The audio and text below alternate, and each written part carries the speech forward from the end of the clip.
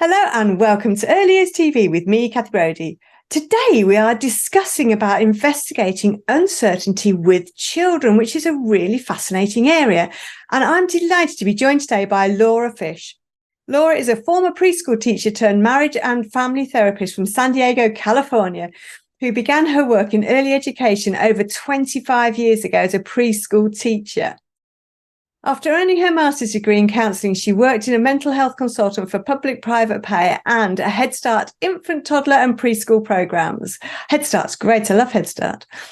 Laura partnered with child welfare and special education departments to provide behaviour support services for children with identified risk factors or special needs to be fully included. For over 2 decades, Laura has offered both classroom-based and home-based health consultation services to children and their families.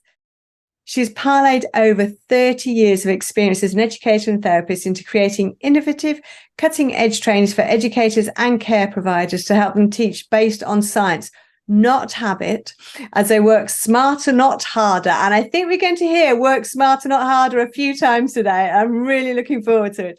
A very warm welcome to Early Years TV, Laura Fish. Thank you, Kathy. It's great to be here. Thanks for the invitation. Oh, thank you so much for coming on today, because I love your website. I love all the writings you've got in there and the website itself. I do genuinely have website envy. It's beautiful. It's absolutely great. But there's loads of things we could have spoken about today. But today we've chosen to talk about navigating uncertainty. So I guess really let's just start there then. Why uncertainty, and why is that so important right now? Well, uncertainty is really important always, because the human brain is designed to know, Kathy, to be certain, to be clear. In fact, it's often talked about as an associational organ. It associates in the here and now the signals it's receiving to prior learnings, past knowledge. And from that associative place, it tries to predict what we should do or what we should not do. So because the human brain, cross-culturally transgender, associates and predicts, uncertainty can really put a wrench in that, because how can we associate and predict when we don't know? So there was a mother, and her value for her and her children was to really cook other meals from scratch. She tried her best as a busy woman to provide home-cooked meals. But one day she was just spent. She didn't have the time to create a home-cooked meal. So she looked into the freezer and she had a frozen pizza. Right about that time, her 4-year-old came in and said, "Mama, what's for dinner?" And she said, "Oh, Derek, we're going to have frozen pizza." And she held the box out. And he said, "No, Mama, no, I don't want frozen pizza." And she was aghast at his strong reaction. And she said, "No, baby, no, you love pizza. We're going to have frozen pizza. You love pizza." "No, Mama, no, I don't want it. Please, no." Now, this went back and forth for a while, Kathy, and she was totally incredulous. What have I done wrong? I'm raising a little monster. He can't even tolerate a frozen pizza. And then she paused and just tilted her head, and he said, "Okay, Mama, but could you heat it up first?" So this child had no prior learnings. The brain could not associate and was predicting it was going to be frozen when he ate it. She said frozen and she said pizza. The other piece that's really important is what the brain is really searching for at the primary level is this a signal of warning or a signal of welcome? If it's a signal of warning that the brain detects, it will often react to that danger. If it's a signal of welcome, the brain will often respond. And reactivity versus responsivity is really important for mental health and well-being. When we're reactive, we're in a low-road state, we're disintegrated. When we're responsive, it really signifies we're in an integrated place, a balanced place. So this impact of uncertainty is it often takes us out of responsivity into reactivity, and we don't do well in that place as humans, by and large. And then why now? Well, it's always, but why now is we've all just emerged from several years of a really intense experience called a pandemic. And I started to do this work and put this together during that time because people were struggling with so many unknowns. So coming off of there, it really inspired me to do this work. And then also in this country, anxiety has outpaced depression as the #1 mental health concern. I'm not sure about globally. I have heard people talking about the same in other parts of the world. But in any event, anxiety as a diagnosis exists everywhere. So that's why, and that's why now. Oh, yes, absolutely. As you say, the pandemic has been such an unusual thing that nobody could have predicted. We didn't know what's going to happen. We still don't know what's going to happen. We're still sort of feeling those echoes, aren't we? So that uncertainty is still there. What sort of things are you seeing as a result of that? What sort of reactions or patterns of behavior maybe are you seeing to uncertainty? Well, interestingly, what I've observed is the doubling down of what we want to believe and then cherry picking information to confirm that. So I've seen an exacerbation of what we've always known as we have a confirmation bias as humans. We tend to look for information and evidence that will support what we either believe or want to believe.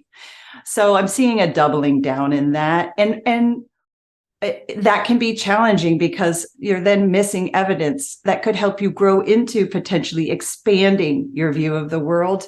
And so we're keeping our worlds smaller and cherry picking. And then that way we get into a dangerous place because we are designed to kind of take in all the information because there could be dangers if we're not looking at certain information.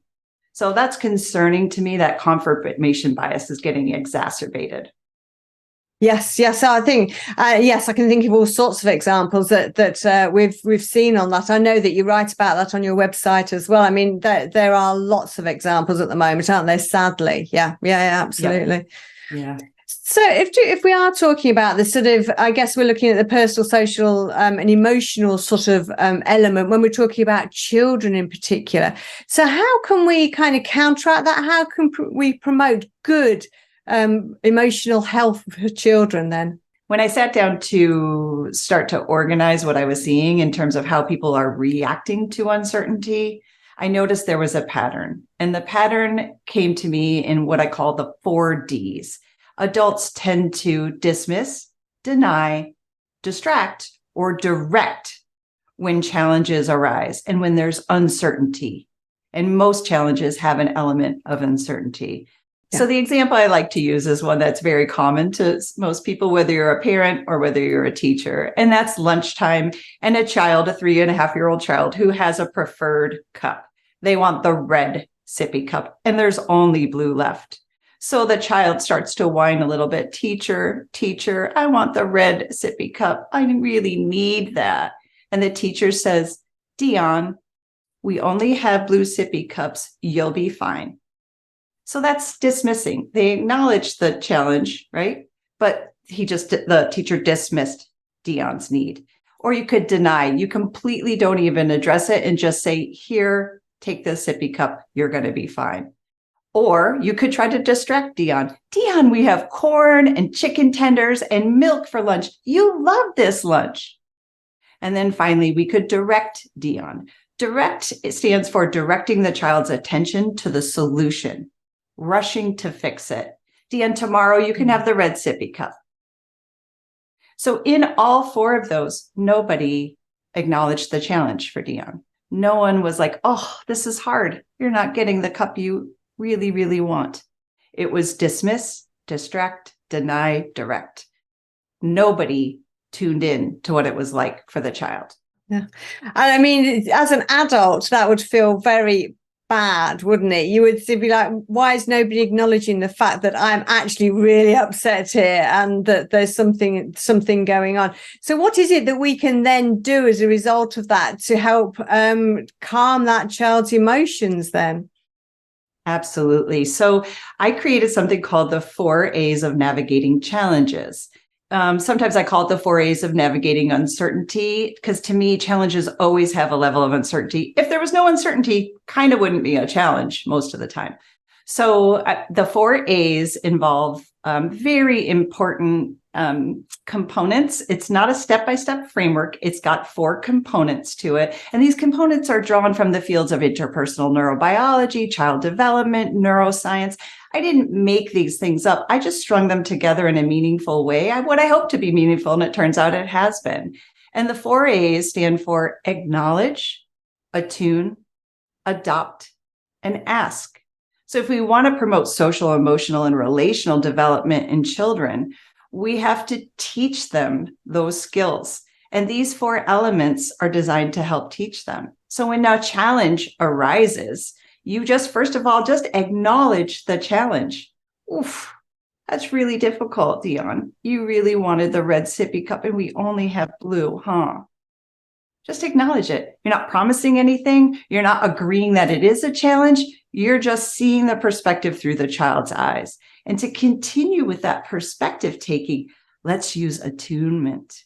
If I could change anything in the world, I think I would develop an algorithm that programs attunement into humans' brains, because to me, it's such a fundamental skill and so many people are lacking it. Attunement is not observing. Attunement comes in 2 parts, either intrapersonal attunement. That's when you make the U-turn inward and you consider, what am I thinking? What am I feeling?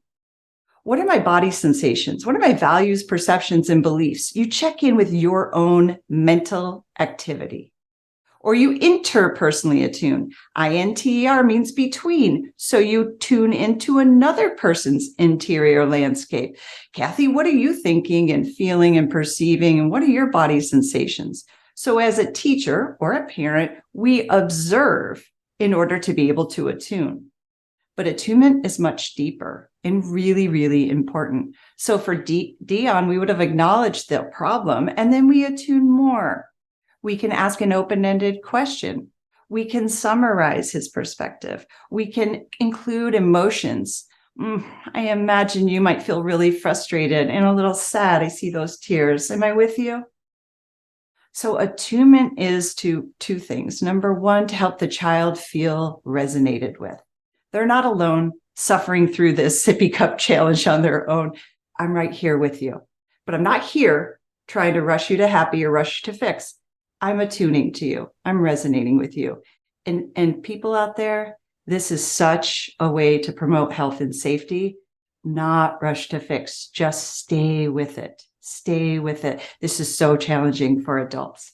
The third component, but not step, is adopt a stance of regulation. Now, when you acknowledge a problem and you're attuning to the child and their perspective of the problem, you've already adopted a stance of co-regulation. When you help a child tell the story of their experience, especially a challenging one, you're promoting the integration of all parts of the brain so they can get back into balance. So at the same time, though, this requires the adult to do their own self-regulation. It's so interesting where I'll be in a classroom, because I go to classrooms to coach and I'm videotaping, and I'll notice that the child seems to be reaching a good place, but that adult is still peaking. The adult got triggered because they're humans, no shame or blame on that. But what self-regulation tools do you have, adult, to be able to bring yourself baseline so you could be that organizing presence for a child? And then 4th is we involve children. Ask them at an appropriate point for what their perspective is on how to solve this issue, either now or in the future. So ask might happen at a later time. We're at the table with Dion right now and we get him all organized and he's okay and he's tolerating the blue sippy cup. You might not say in the future when this happens, Dion, what can we do? You may ask him later. Hey, buddy, remember when we were at lunch? Yeah, and you really didn't want the blue sippy cup. I didn't, teacher. I wanted the red. You did. You wanted the red. Tell me, what would happen in the future if we didn't have red? How can I help you? Right? So it's acknowledge, attune, adopt, and ask. And one of the reasons I really bring in the acknowledge is I worked for a nonprofit, worked for many nonprofits, but I was working for a nonprofit and we were doing trainings. And one of the things that we were talking about is the 4 steps to conflict resolution. And in our model of conflict resolution, we were teaching the first step is acknowledge the challenge. Oh, a hand shot up, Kathy. This woman popped up and she said, I have 34 of my staff here. Every single person, I want to tell you right now, do not listen to these people. In our program, we do not acknowledge challenges. That makes them worse. So that was 15 years ago, and I haven't forgotten that because I've watched conflict avoiders. I've watched people say, I don't want to fight. I don't want a conflict. I don't know how to handle it. I can't handle it. So I'm trying to overcome that by giving people a roadmap so they don't feel so untethered, because it can feel very untethering when you don't feel like you have the answers. You don't have to have the answers. You just use these components. So there was a 3.5-year-old with two fathers who were getting ready for bed. They were putting their child to bed right as a thunderstorm was brewing. They kissed the boy goodnight. And as you can remember, sometimes when our kids go to bed, we're so tired, we go to bed. So the dads went to bed and their head hit the pillow. They were out. But the baby, not so much. The child's lying there and hearing the thunder, hearing the lightning, and got really scared. So he gets out of bed, he toddles into his dad's bedrooms, and he wakes up one of his dads. Daddy, Daddy, it's loud. I'm scared. And you know what it's like when they wake you up in the middle of the night. You're kind of in twilight, half in of it, half out of it. And he says, oh, son, no, it's just thunder. It's just thunder. Go back to get bed. God will protect you. So the child goes back to bed and he's lying there. He's trying his best, but it's really scary for him and it's loud and he can hear it. He doesn't know what to do. So he goes back into his dad's bedroom. Daddy, wake up. It's still there. It's still scary. This time he's a little less patient because he's really tired and he knows that nothing bad's going to happen. So he says to his child, it's no problem. Don't worry. Like I said, God will protect you. Just go back to bed. Close your eyes. You're fine. So child goes back to bed. Third time says, nope, I got a plan. This time he goes in, wakes him up and says, Daddy, I know God will protect me, but I need someone with skin on. So the idea is when we dismiss, deny, distract, and direct, we're doing that. It benefits us. It's not necessarily benefiting the child. And at the foundation, the child needs someone with skin on so they can feel felt. Yeah. Wow, very, very interesting is that. And I do think that, yes, the acknowledgement is possibly the hardest thing, although co-regulation, I think that can be very difficult. And as you're saying there about, that the educator is still triggered. And I've seen that again and again where actually the situation's calmed down, but they're still a bit like, well, the dinner's on the floor. I've now got to clear it up. And they're still way up there, aren't they? But the child's forgotten all about it. Totally fine. And this is where there's a parallel process where a lot of times I'm over there working with the adult. I'm there for the child. That's what I've been asked to do, haven't I? But I'm in there now going, I have compassion.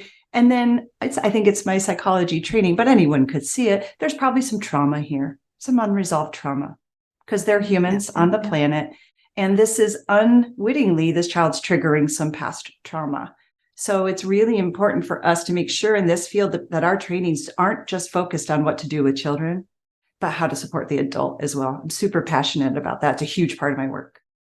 Yeah. So that both the 4Ds and the 4As could be equally applied to adults. And if you were working, and I'm thinking now, if you're a room leader or an administrator or somebody like that, you could actually apply some of those principles to your staff, couldn't you?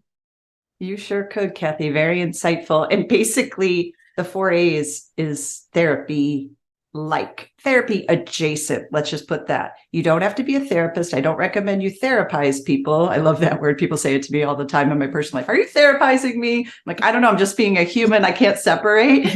But these 4As, this is exactly what I do in session. Acknowledge the client is a moment of suffering. Oof. Attune, gather the story of their experience, but I also have to keep myself regulated. I hear some pretty intense thing. I work a lot with veterans and trauma, so I'm on the battlefield. So I have to make sure I keep self-regulated as I'm being an organizing presence for my client.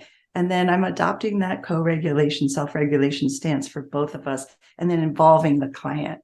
People think therapists give advice. The good ones don't. The good ones teach you how to give yourself your own advice through involving you. And that actually is really another point that I want to just offer to people out there. It's a Ben Franklin quote, good old Ben from the 1700s. Tell me, and I forget. Teach me, I might learn, but involve me, and I've got it. So this is what I want. We're teachers, many of us, right? But we tend to be tellers. And sometimes teachers, like we say, you're not listening, you're not using your walking feet, or use your walking feet. You need to listen. We're telling them, but that doesn't teach them how. And then if we don't involve them, they're not going to keep the learning. That's just an element of the human brain. So both for adults and children, I like this idea of involving.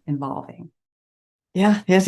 I just love the idea of asking children afterwards. And as you say, that letting the time pass and doing that at a time when they are already regulated and you're regulated and it's the right time to be doing it.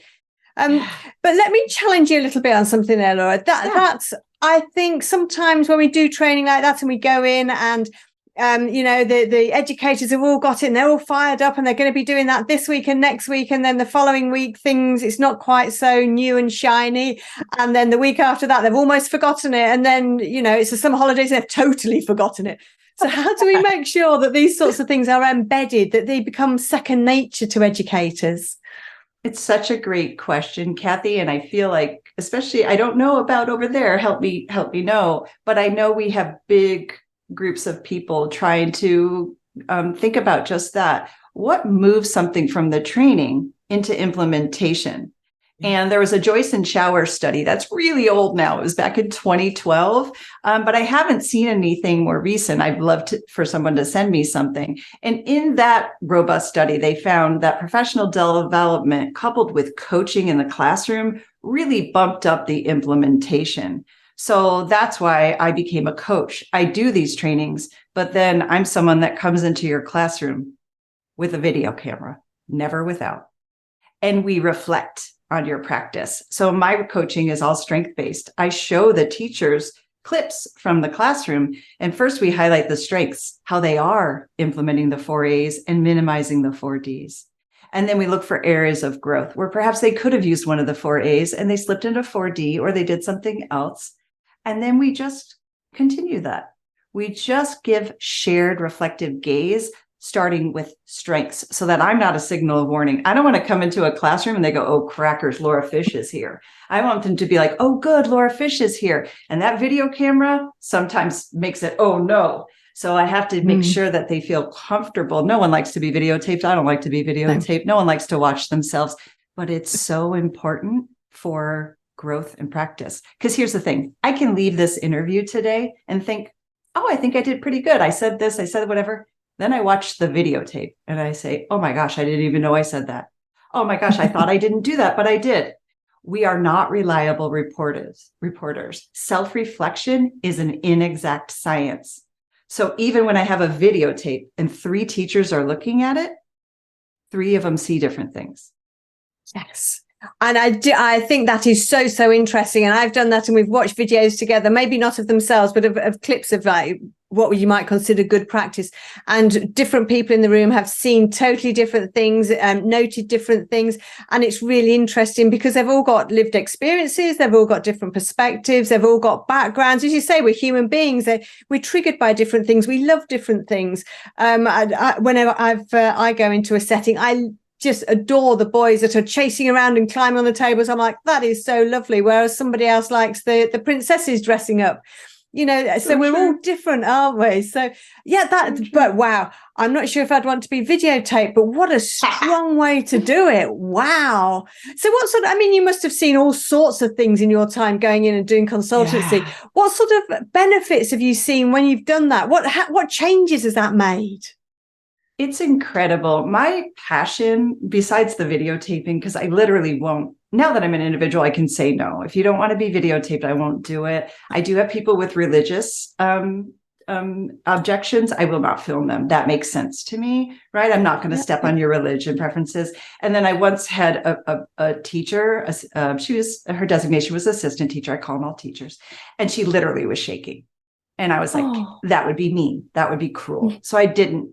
But I have to tell you, after 4 visits filming her other teachers and seeing how much they were benefiting, she asked me to film her. Yeah. So the benefits I've been seeing overall are for the adult, increased confidence and a sense of competence. So that's something I'm really passionate about because I understand, I've been a teacher and I understand in this country, especially, we're underpaid, we're overworked, and we're somewhat marginalized. People say things like, oh, it's just babysitting. Oh, I'm taking them to daycare when we call it preschool or infant toddler educare setting. It's not daycare. It's really important. And I like to tell my teachers, you're brain architects. So next time someone says to you it's daycare, say, oh, I'm an architect of the brain. So I like the confidence and competence it instills because they can directly, concretely point to the 4Ds and say, minimize these, minimize. I'm not saying don't ever use them. There's a time and place where you're like, I don't have it to give. I'm just going to throw out one of the 4Ds, but know that that's not benefiting the child. That's for you. Okay. But then you've got also the 4As. I'm not supposed to do that as much, but what can I do? I can acknowledge, attune, adopt, and ask. And the cool thing about this framework is it's adaptable. It is broad enough that you can individuate, because that's the other thing I see when I would do these trainings that were very specific, like there's 4 steps to conflict resolution. Then I'd be in the classroom and something would go sideways and they wouldn't know how to adapt, right? Again, no shame and blame on the teacher. It's hard. Oh, crackers, what do? It went sideways now. Now, how do I get back? And what I like about this 4As is you don't really find yourself in that place as often. So that's another benefit I've seen, is that teachers feel like they can confidently implement the framework and it's adaptable to many different situations. That's exactly what I was going to say, actually, that I think sometimes when you see some of the frameworks, you look at it and you say, well, actually, that's not quite right for my children, not right for my age group, not right for my setting, because we don't fit in that particular frame. But I think that's one of the reasons why I love the 4As, that you can actually implement as needed, which is what that total adaptability. You should add adaptability into there, make it 5As. Great idea, Kathy, great idea. It would be the meta, wouldn't it? You just gave me a great idea. The overarching is adaptability. Yeah, really nice. This is why I love collaborating with really bright people. For the child, some of the benefits that I'm seeing, first of all, foundationally, a sense of safety and trust. Now, how do I observe that? I'm seeing less challenging behavior, but there will always be challenging behavior because they've been on the planet 0 to 5 years. I'm seeing more of a sense of connection and satisfaction in their relationships, as evidenced by their ability to tolerate a second choice. So, say the art area is full and the child has to accept a second choice. That can be very challenging and disrupting for a child too, because they're uncertain of where to go. It's a challenge to pick a second choice. They don't really want it. But I'm seeing when the child can predict and rely on the teacher to guide them skillfully without dismissing, denying, distracting, or directing, they seem to tolerate it more. And this would make good sense because they feel seen, soothed, safe, and secure. The 4 S's of attachment. And that's another reason why I was very desirous of finding a framework that would get rid of the 4Ds or diminish them somewhat, because I felt like the 4Ds, they do not promote the child's ability to feel seen, soothed, safe, and secure. They just don't. They are not taking into account the child's perspective. No, absolutely. So true. And I'm glad you brought up the 4 S's as well, because I was going to say that fits very, very nicely with, a lot of other theories, doesn't it? But that fits in with probably what people are already doing and already learning about anyway, doesn't it? Yes. One would hope. I try to get those 4 S's out all the time. That's Dan Siegel and Tina Payne Bryson's work. I think Tina credits Dan for it, but they both talk about it in all their beautiful work. And I draw from that a lot. I practice interpersonal neurobiology in my private practice, which is a field Dan Siegel created. So I lean heavily on their work, but it also has echoes of Bruce Perry's work and others' work in the field, around neurosequential model of therapeutics. It's just really healthy, sound neuroscience. And then the other piece that you mentioned before, Kathy, I just want to loop back to is that people do hear new things and immediately think, well, that's not for my kids. That's not going to work in our center. And I would just ask people listening today, if you are sitting in a training or listening to me and you think, not going to work, not going to work, not going to work, just notice that for a second and see what would it cost you to just consider that it might work. So as a therapist, I talk a lot about the negativity bias. We have a negativity bias in our human brain that's designed to focus on what's missing and what's wrong. And many people's negativity bias is overblown, and thus the anxiety, negativity bias. So we want to make sure that it's not your negativity bias, dismissing, denying that this new strategy, 4 A's of navigating uncertainty, conflict resolution, visual schedule, I don't care what it is, before you dismiss it entirely, consider opening up to the possibilities. And this can be very hard, especially for people who have anxiety or who have trauma. We overascribe it's not going to work before we've even tried it. Yeah, that's it. Oh, that is so true. And I think when you double down as well and say that you're looking at a workforce who maybe are feeling undervalued and underrepresented in some areas as well, if you're talking about if you're just the nursery in a school, for example, and you aren't valued by the other by the senior leadership team or whoever that leadership, that then exacerbates that even more, doesn't it?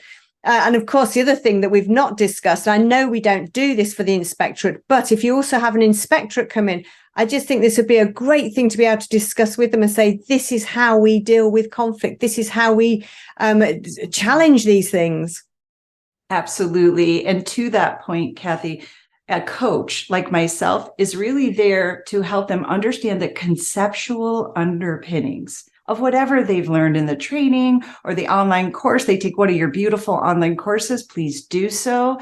And then when you're trying to implement in the classroom or the home, you might need some sort of consultation because you got to understand the why. So say you're putting up a visual schedule. What I tend to notice, I don't know about you, Kathy, is those visual schedules are pretty well used in the beginning of the year. They're helping children understand what comes next. But around the middle of the year, they tend to fall off because the teachers somehow haven't been told or taught or didn't retain that visual schedules could be used in 3 or 4 ways, not just what comes next. And so there's a way to adapt it and individuate it throughout the year.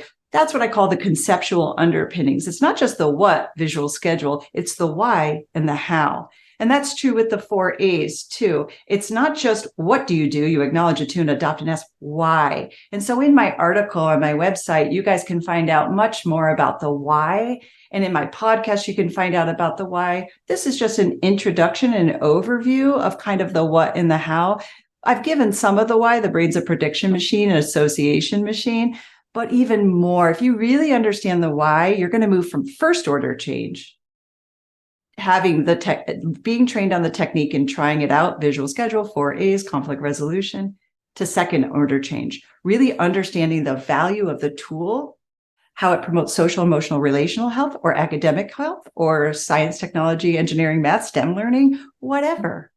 If you understand that, you build your confidence and competence, and you can generalize the skill to many different situations. And I think we lose that. I think we send teachers to trainings and we pound them with the what, but we forget they need the coaching to help them understand how to implement effectively.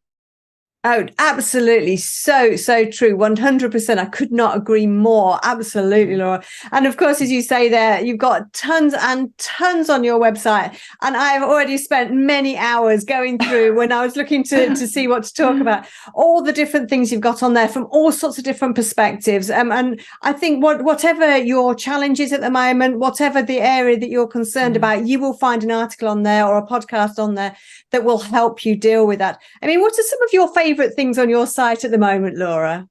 Well, thank you for asking. I am a huge fan of emotional intelligence. I think people are getting fatigued on it. They're hearing like, wah. But Kathy, every dinner party I'm at, every interaction at the supermarket, I'm at the gym, I'm hearing just such a lack of emotional intelligence. And again, no shame on people. It's just a reality. But we weren't taught.